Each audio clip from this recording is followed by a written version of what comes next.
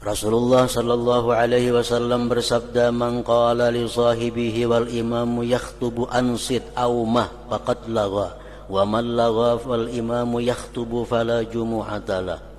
Artinya sabda Rasulullah, barang siapa yang berkata kepada temannya padahal imam sedang mengkhutbah, dengarkanlah baik-baik atau jangan, maka sia-sia. Dan barang siapa yang berbuat sia-sia padahal imam sedang mengkhutbah, maka ia tidak mendapat Jumat. Dengarkan khutbah, ada kawan yang berpandir, no umpamanya. Sama, seorang mulai keributan ngarannya. Atau menagur, diam. Seorang yang bersuara. Bila kita demikian, kita nang kada mendapat pahala Jumat. Ini menunjukkan bahwa menyuruh orang untuk diam itu semestinya dengan isyarat. Dengan isyarat. Kalau orang mahutbah, kita mendengar ada kawan kita nang berpandir, tegur tapi dengan isyarat. Jangan dengan suara. Atau limparan batu kecil, batu kerikil, bukan dengan ucapan.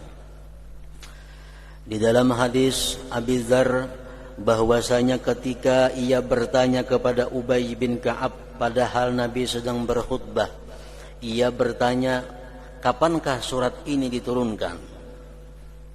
Nabi sedang berkhutbah. Abu Dzar bertanya kepada Ubay bin Ka'ab, wahai Ubay, ayat ini kapan diturunkan?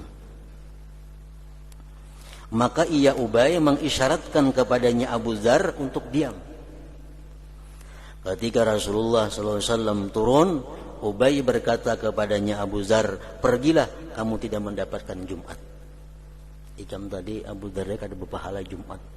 Nabi kan bertakun lawan aku apabila ayat ini diturunkan.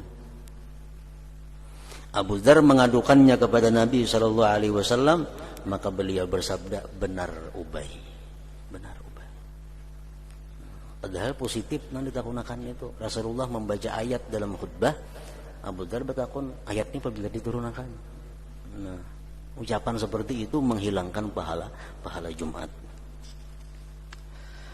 Dan jika ia jauh dari imam, maka ia tidak sayogianya untuk berbicara tentang ilmu.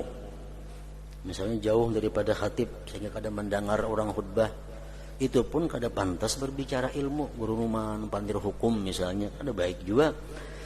Dan lainnya, tetapi ia diam mestinya.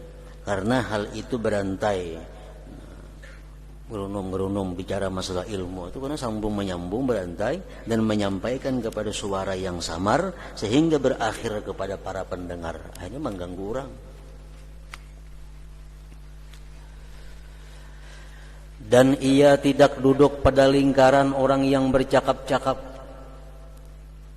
Jauh kita berpandiran misalnya di sini, orang mahutbah, jauh kita.